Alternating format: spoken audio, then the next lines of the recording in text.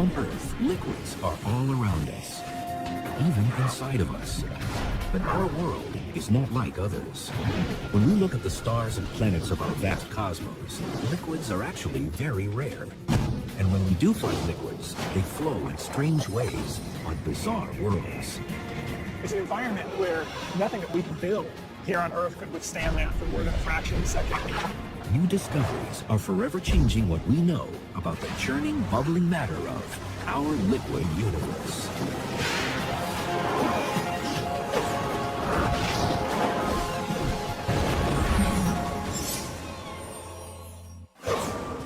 Liquids cover nearly 75% of the Earth's surface. We see them oozing from the ground or falling from the sky. And we manipulate them to power our cities and fuel our engines. But this is not the way of most of the rest of the universe. Liquids only make up a tiny fraction of all matter. Most of the universe consists of gas. Either interstellar gas, the gas between the stars, or the gas within the stars themselves, or the atmospheres of planets. The other stuff that exists is solid material.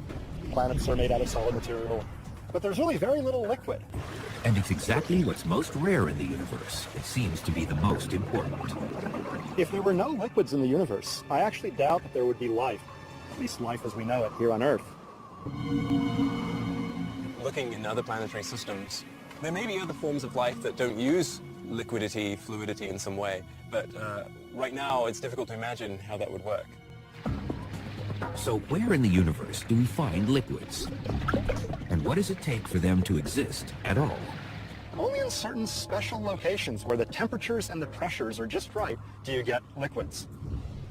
And one of those special places where the conditions are just right is on Titan, Saturn's largest moon. Titan is wrapped in a thick atmosphere, 50 times denser than Earth's.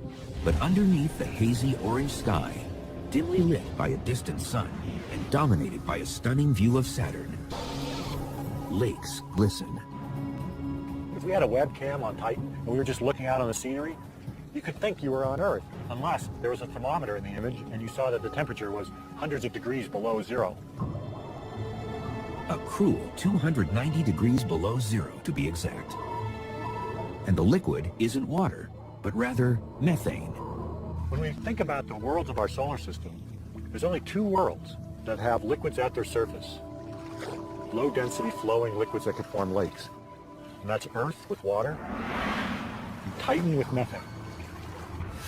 But how can something that's a gas on Earth be a liquid on Titan?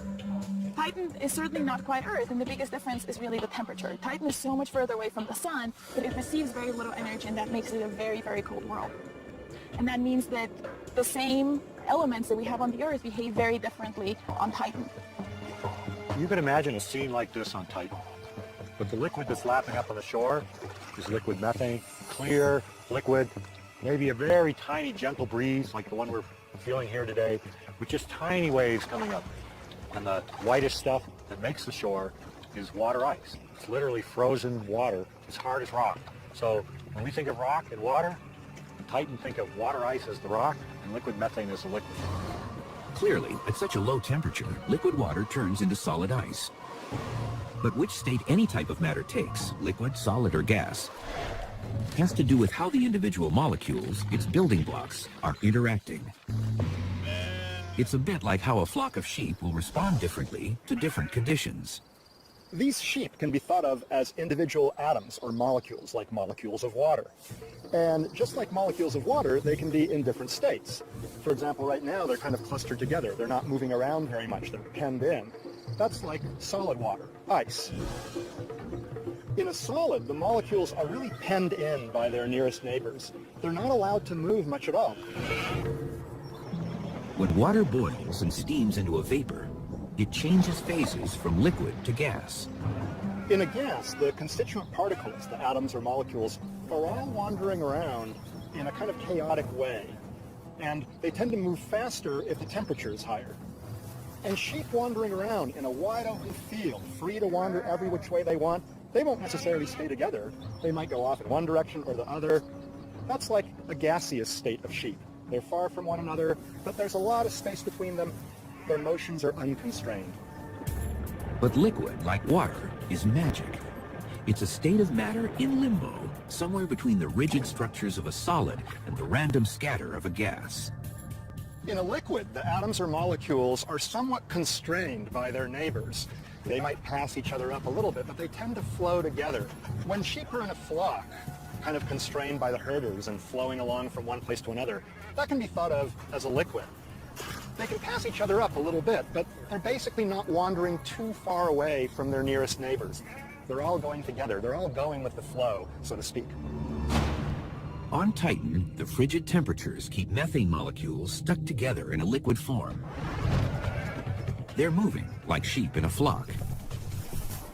On Earth, methane is naturally a gas, with its molecules floating around like those free-ranging sheep. To transform it to a liquid, so that the methane molecules are like a flock, scientists need to squeeze them together with 300 times normal surface pressure. One of the main uses of methane on Earth is for heating and cooking. And so methane is a great source for power, whether it's heat or some kind of propulsive power.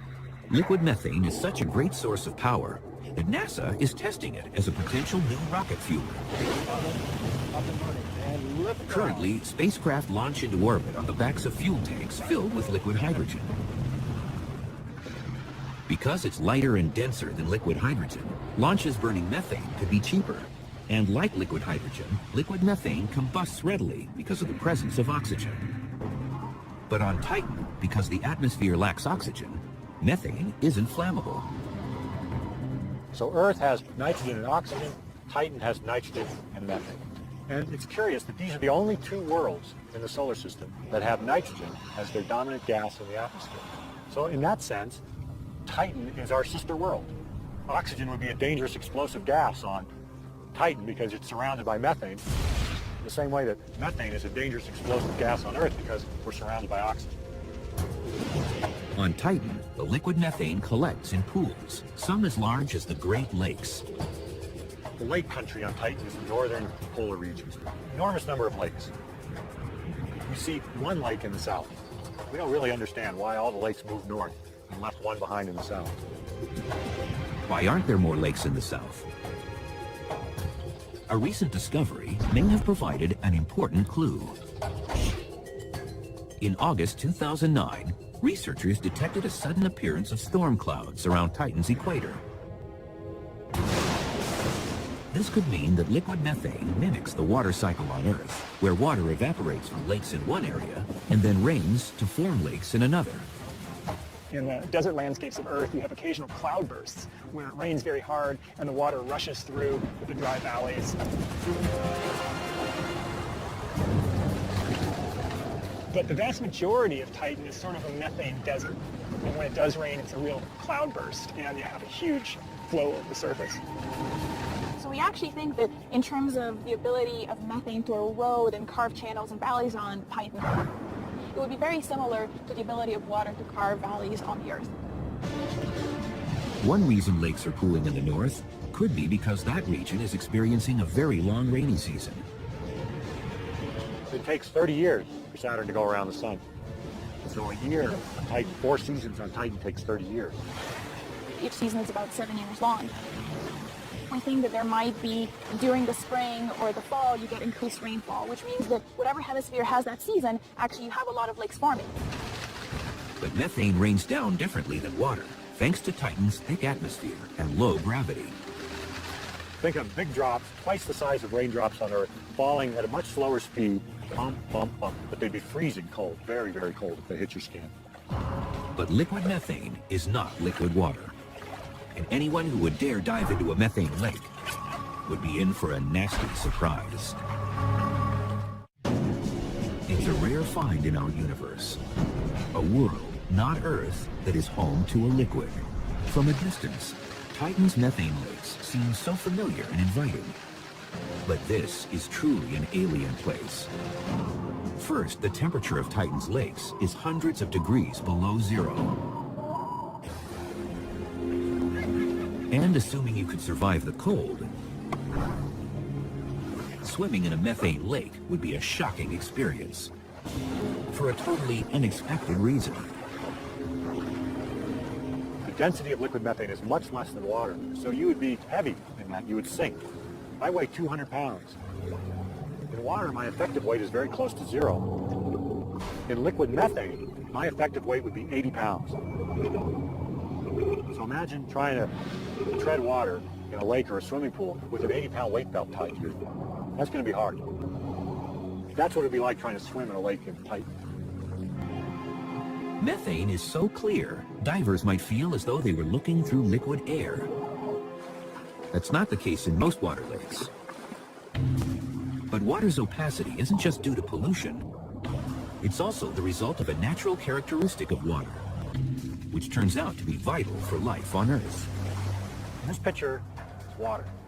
We're familiar with the properties of water. Here we have a liquid that looks like water, but it's not. This is a hydrocarbon. This is analogous to the liquid methane on Titan. They look the same, but they have very different chemical properties. To show the difference between these two liquids, I'm going to take some crackers, kind of things that we eat, starch, sugars, salt, and I'm going to put it in the liquids. So now we've got crackers in the water. Now I'm going to take a set of crackers, the same number of crackers, and I'm going to put them in our liquid hydrocarbon. Because water dissolves things so well, it's considered a powerful solvent. Methane, on the other hand, can't dissolve other materials as effectively. Look at these crackers coming out. This cracker is still as crisp as when we put it in. This is not a very good solvent. Water's dissolving power comes from its molecular structure. A water molecule is H2O, which means 2 hydrogens on an oxygen. And you just think about the shape of the molecule. You've got your oxygen and 2 little hydrogens on one end. This structure means that one end of the water molecule has a positive charge and the other has a negative charge. So the little water molecules are like little magnets going around, stirring things up, repelling some things, attracting other things. By contrast, methane is a weak solvent. Methane is a carbon with 4 hydrogens on all sides. It's even, it has no polarity. It won't break up other molecules. Since water dissolves when it contacts, it can turn itself into a rich and sometimes murky soup. So here in water, organisms that have evolved to live in a rich soup like that, they're going to be small and compact. And that's what we see on Earth. Microorganisms are small and compact. They can get their nutrients from the water. But methane could be an appealing liquid for a different kind of life form. Imagine an organism on Titan looking at Earth and seeing the liquid water. Would just be appalled that anything would want to live in such a reactive, hot, aggressive liquid. And it would think, geez, that can't be life on Earth. The liquid there is much too difficult to manage. Any alien visitors might immediately be drawn to Titan or Earth because liquids flow right on the surface. Over 300 million trillion gallons of water slosh around on Earth alone. But that might not impress interstellar travelers very much, because none of Earth's 7 seas are the biggest or deepest oceans, even in our solar system. Jupiter, the 5th planet from the Sun, conceals an immense and bizarre liquid sea beneath its mysterious clouds. Reaching this liquid would require a spacecraft far beyond the limits of modern technology. It would have to somehow withstand incredible pressures and, more importantly, be able to stand up under temperatures that are much hotter than the surface of the sun. At 1,400 times the volume of Earth, this giant planet is mostly made up of hydrogen and helium gas. But miles and miles beneath those clouds, there's a point where the weight of that atmosphere gets so intense, gas turns into liquid. Lots and lots of liquid. The journey to the liquid begins at the outer edge of Jupiter's atmosphere, where the air pressure is close to what we experience on Earth's surface. Diving into Jupiter would be an amazing experience. First, you'd go through all these upper cloud layers where there's ammonia, methane, and other compounds. They're really colorful and swirly, lots of storms.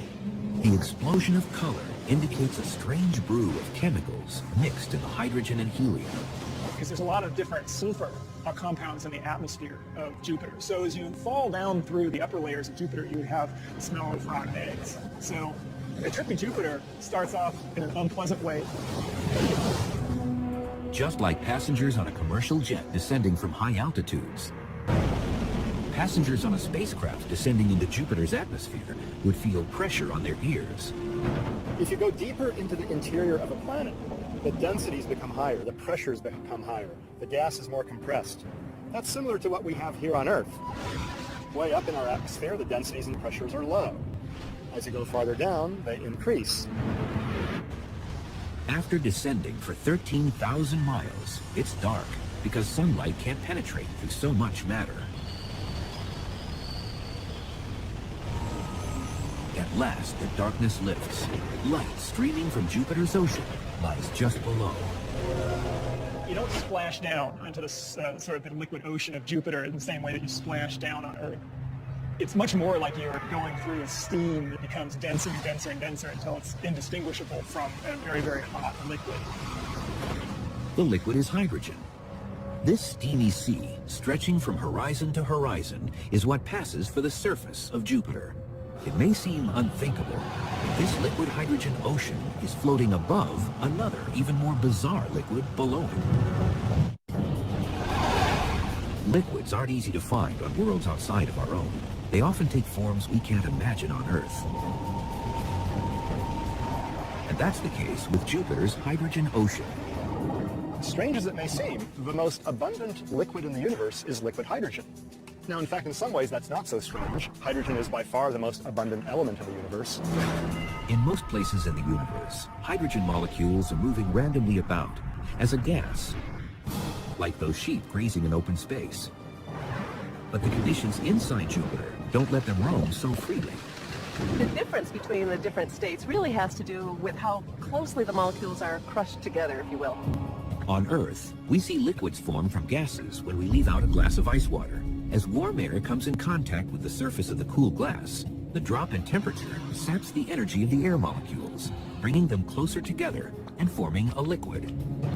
Temperature isn't the only thing that affects the state of matter. Pressure also plays a very important role. Pressure, as you can imagine, sort of crushes. The higher the pressure, the more it crushes molecules together and can take a gas and compress it into a liquid. For example, even in interstellar space, where it's over 450 degrees below zero, a glass of water would just boil away. So when you take that glass of liquid water to space, it's not the temperature, it's the low pressure that allows all the molecules to fly away and turn the glass of water into a gas. The reverse occurs inside Jupiter's blast furnace interior, where hydrogen molecules are jammed together by the colossal weight of the atmosphere above. If you squeeze the particles down so they're not vibrating very much, then they tend to sort of stick to one another. They start flowing together. That's the liquid state. That's why, if liquid hydrogen were somehow instantly transported to Earth, without enough pressure to contain it, even a tiny bit could redefine what we think of as a hydrogen bomb. Well, it wouldn't be a good idea to scoop up a cup of the liquid hydrogen from Jupiter because it's under tremendous pressure. It would be a tremendous explosive, much better than TNT. It would be a total disaster. Inside Jupiter's liquid hydrogen ocean, it's over 17,000 degrees, hotter than the surface of the sun. The bluish glow at these depths signals that we've reached another type of liquid. It's still hydrogen, but in a very special form called metallic liquid hydrogen. It's brighter than the surface of the sun and far, far bluer than the surface of the sun. It's an environment where nothing that we could build here on Earth could withstand that for more than a fraction of a second. In this extreme environment, the hydrogen molecules that make up Jupiter's ocean start to act very strangely. The molecules of the regular liquid hydrogen ocean are like those sheep, moving as a flock. Or better yet, more like what's happening inside of an amusement park, when bumper cars are streaming around a rink. So what makes a liquid is the ability of the atoms and molecules to slide past each other. The atoms are free to move and jostle around, much like these bumper cars or this bumper car ring. They can't fly freely, but they are changing their neighbors all the time. Inside each hydrogen atom, whether it's in a gas or liquid form, a single electron is bound to its nucleus, buckled into the driver's seat of its own atomic bumper car. but at the surface of Jupiter's metallic liquid hydrogen, a depth where the pressure reaches 3 million times what we experience on Earth's surface, the hydrogen molecules are freaking out. The liquid hydrogen actually becomes liquid metallic hydrogen. Now, what I mean by that is that the liquid hydrogen starts conducting electricity and heat really well. Inside Jupiter's metallic liquid hydrogen, electrons are jumping from molecule to molecule, splitting away from their own nucleus and finding another home. They're carrying electric charges efficiently from one place to another. And the transport of electric charges, that's the current. That's what allows current to flow. And you sure wouldn't want to be there if someone were to discharge a big bolt of lightning or something like that, because that electricity would travel easily through the liquid metallic hydrogen, zapping you, completely frying you. The closest thing to metallic liquid hydrogen on Earth is liquid steel. When they pour the liquid steel out of the cauldron, it's glowing hot, it's flowing, it's conductive of electricity. That's very much like the interior of Jupiter would be like. You could be down there. Inside Jupiter, the metallic liquid hydrogen is different from the regular liquid hydrogen because it's conducting electricity. So the fact that the electrons are able to flow freely inside means that you can have strong electric currents in the interior of Jupiter. And whenever you have a fluid that has strong electric currents, then it will create a magnetic field.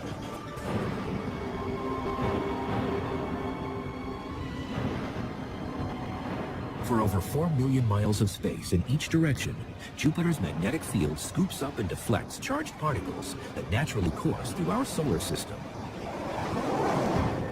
But the largest and most powerful magnetic fields in the universe shoot out from curious stellar corpses known as neutron stars. These magnetic fields may also be generated by liquid. However, the interior of a dead star seems like the last place you'd expect to find anything flowing. A neutron star is like a big hunk of neutron material, just packed as tight as it can be. We call that matter degenerate because it can't get packed any tighter. Most materials, you push on them, they get denser. You push on them harder, they get denser. Not a degenerate material. You push on it, it's not going anywhere. Neutron stars are roughly a dozen miles in diameter, about the size of a large city. Neutron stars are so massive, and mass is compressed into such a tiny region that it basically has started to warp space itself. Visiting its surface is impossible. Anything that you could build out of ordinary material will be immediately flattened and crushed on the surface of a neutron star. Neutron stars, the gravity is so high that even the highest mountain range on a neutron star is just measured in literally millimeters. Could liquid possibly exist inside this hostile environment? Surprisingly, the answer may be yes. Some scientists believe that neutron stars are not solid to the core. In fact, their interiors may be moving so freely they could be filled with something called superfluids, liquids with no thickness or viscosity. Viscosity is a measure of how resistant a fluid is to flowing. So a low viscosity material like water flows very easily. I mean, you can see how quickly it falls into this bowl. But honey, on the other hand, is very viscous, and it flows more slowly. The thicker a fluid is, or the more viscous, the less it flows, the less things can move around in it. A superfluid has zero viscosity, a liquid so thin it never stops flowing. So in the bizarre fluid inside a neutron star, it has what we call a superfluid property. And so what that means is that if you start up some sort of current, you're able to start up a vortex inside a neutron star, then it will just keep going and going and going, and it won't die out. There's no viscosity that causes these currents to dissolve away. Some neutron stars spin like tops, rotating several times every second. And just like the metallic liquid hydrogen works for Jupiter, a superfluid interior sloshing energetic particles around spawns a massive magnetic field, except that a neutron star's magnetic field is millions of times more powerful. Our planet has its own liquid churning deep inside. Although no one has ever seen it, life on Earth wouldn't exist without it. Life as we know it wouldn't exist without liquids. On Earth, you might think it's water that's most critical, but there's another earthly liquid that's just as vital. 1,800 miles below the Earth's surface, where it's a scalding 7,000 degrees, a sea of liquid iron over 1,000 miles deep engulfs the solid inner core of our planet. But how can scientists be sure what's inside the Earth? That's exactly what Gina S. from Danbury, Connecticut wanted to ask the universe when she texted us. How do we know the Earth has an iron core if we've never seen it? Thanks for the question, Gina. It turns out that scientists can often infer things indirectly, even if they can't see them directly. For example, we know that the Earth has a liquid iron outer core and a solid iron inner core because Earth has a big magnetic field. And motions in this electrically conducting liquid iron core are what produce the magnetic field. Without a magnetic field, life on Earth's surface would suffer. If it didn't exist, then all these charged particles coming from the sun and from outer space would go zipping through our atmosphere and interact with living cells, causing lots more cancerous mutations. Unlike at the core, the conditions at the Earth's surface freeze iron into a solid so strong we turn to it when we need to construct tall office towers or long bridges. But in distant corners of the galaxy, there are worlds so naturally hot and dense that iron is nothing more than a steamy drizzle. They're out there, mostly overlooked and misunderstood. Too big to be planets and too small to be stars. They're known as brown dwarfs. These objects are like supersized versions of Jupiter, gas giants, except up to 75 times more massive. Brown dwarfs, in a sense, are failed stars. They didn't have enough mass ever to produce sufficiently high temperatures and pressures in their interior to ignite normal hydrogen and burn it for a long time. But these objects are still very hot, and despite their names, not brown. If you were right there, it would be glowing sort of a cherry orange red. A lot of heat coming off, so you would get burned in the vicinity of a brown dwarf. These objects are so hot that brown dwarf clouds aren't made of water vapor, like on Earth, but rather gaseous iron vapor. In the interior of the brown dwarf, where the pressures are sufficiently high, the gaseous iron can condense into a liquid and can actually rain down as liquid droplets of iron. That is really cool. That's right, it rains iron on brown dwarfs. Fortunately, we don't have iron rain here on Earth, but if we were to have it, it wouldn't be very pleasant at all. There'd be these hot blobs of iron hitting your head and your cheeks and your arms and burning them, scalding them, and plus being pretty heavy. You know, if you get hit by a rapidly moving droplet of iron, that wouldn't feel very good. Liquid iron never falls on Earth, but it might be happening right now, all across the universe. Our galaxy is really teeming with brown dwarfs. There's tens of billions of brown dwarfs in our galaxy, almost as many as there are actual stars. But our galaxy is also flooded with smaller worlds, rockier and cooler, more like Earth. One of the most amazing things that happened recently that we found the first planet that could potentially have water on its surface. The planet is in a solar system orbiting a star named Gliese 581, about 20 light years from Earth. The fourth planet out, Gliese 581d, circles so close to its star that one of its years lasts just 66 days. But that's a good thing if we want to find a planet with water on its surface, because Gliese 581 is smaller and cooler than our Sun. Estimates have revealed Gliese 581d to be 10 times more massive than Earth, with a diameter that is twice as wide. Some scientists think that what makes up that extra mass could be mostly gas.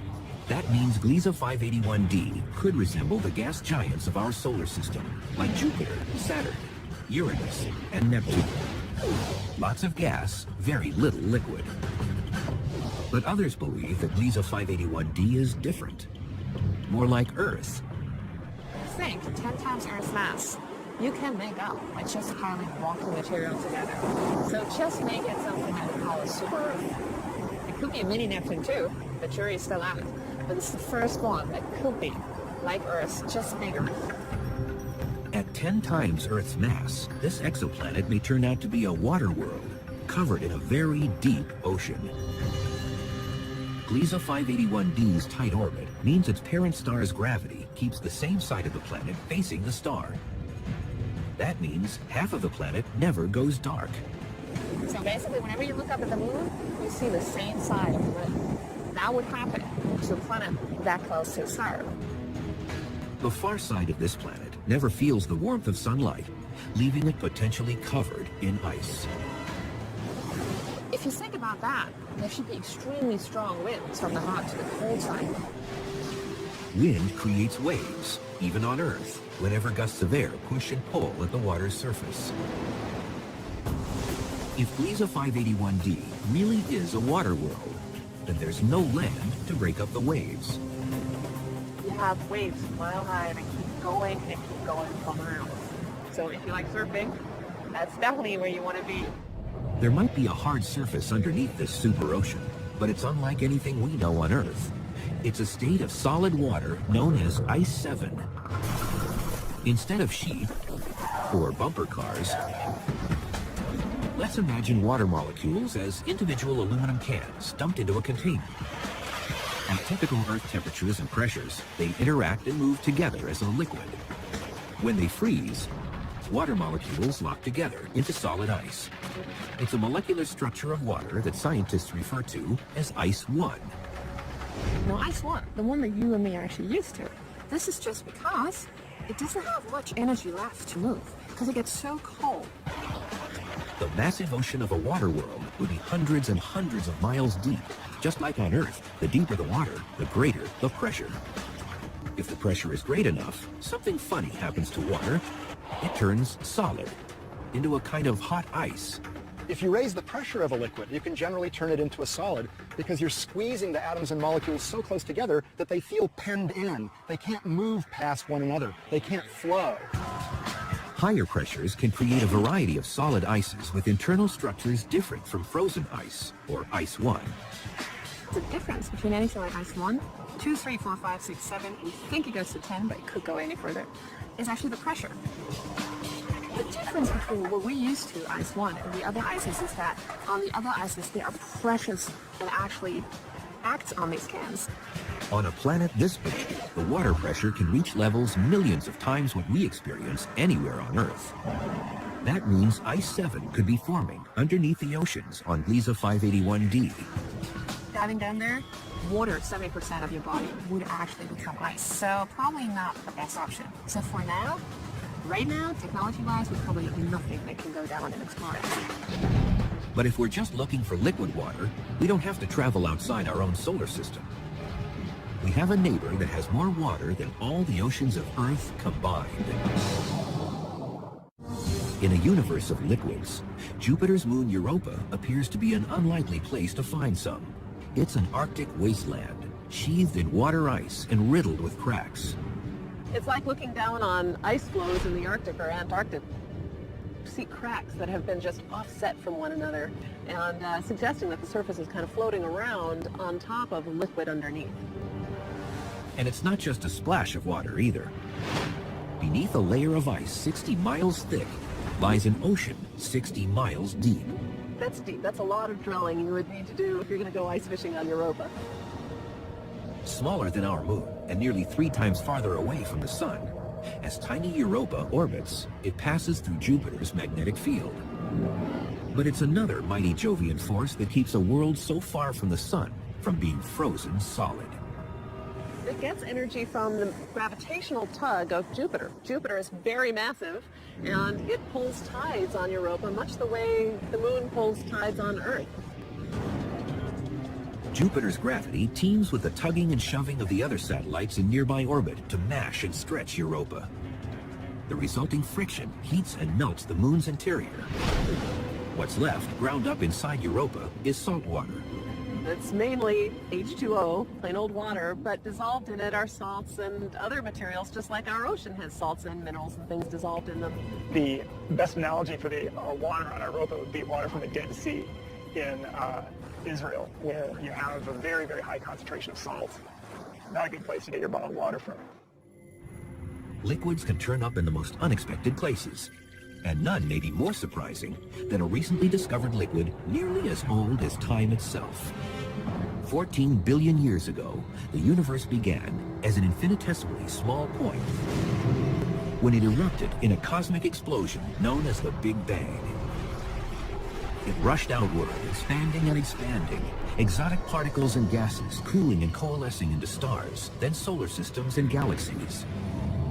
But let's rewind the clock to a time just after the Big Bang, before protons and electrons combined to form the first atoms. Everything was running into each other and smashing into each other. So that what was going on was that there wasn't enough freedom for the particles to sort of settle down and clump into the things that we're familiar with now. The early universe was like a featureless desert, burning at a temperature of 1,000,000 billion degrees. A random collection of particles known as quarks and gluons. Quarks and gluons are the fundamental constituents of the nuclei that make up our atoms. Actually, in the first 10 millionth of a second of the lifetime of the universe, there was a phase of the universe where it was all quarks and gluons. New simulations of the conditions of the early universe have revealed that the individual quarks and gluons were not flying about randomly as a gas, as would be expected in those conditions. Instead, they were connected and flowing like a liquid. A really good example of this is sand. What I have here is a handful of sand, and it's made of lots of little particles, which are essentially like tiny rocks or stones. But how they interact with each other is what determines how lots of them move together to give you something that's much more like a fluid flow than it is the behavior of a solid. And so much the same thing is going on with quarks and gluons in that situation where they're colliding. And that was probably the same sort of behavior that was going on in the very early universe. You'll see patterns in the sand that look like ripples on the surface of an ocean in response, for example, to the wind, and responding in a way that's much more fluid-like or liquid-like than it is as a solid. Ripples are traces left behind by some kind of disturbance. In a liquid state of matter, ripples spread easily throughout the whole. That ability to communicate disturbances may have some imprint on the ultimate fate of the universe. In that critical, chaotic moment after its creation, the fluidity of our early universe's liquid state was already beginning to show signs of a grand future. So there'll be some parts of the fluid that are slightly more dense than other parts, and we'll be able to see patterns beginning to form that will ultimately become the structure that we see in the late universe. Fluid motion is stitched into the fabric of space and time. So the next time you sip soda through a straw, dive into a pool, or watch raindrops sprinkle into puddles, know that you are witnessing our universe when it is most alive. The behavior that was going on in the very early universe. You'll see patterns in the sand that look like ripples on the surface of an ocean in response, for example, to the wind, and responding in a way that's much more fluid-like or liquid-like than it is as a solid. Ripples are traces left behind by some kind of disturbance. In a liquid state of matter, ripples spread easily throughout the whole. That ability to communicate disturbances may have some imprint on the ultimate fate of the universe. In that critical, chaotic moment after its creation, the fluidity of our early universe's liquid state was already beginning to show signs of a grand future. So there'll be some parts of the fluid that are slightly more dense than other parts, and we'll be able to see patterns beginning to form that will ultimately become the structure that we see in the late universe. Fluid motion is stitched into the fabric of space and time. So the next time you sip soda through a straw, dive into a pool, or watch raindrops sprinkle into puddles, know that you are witnessing our universe when it is most alive.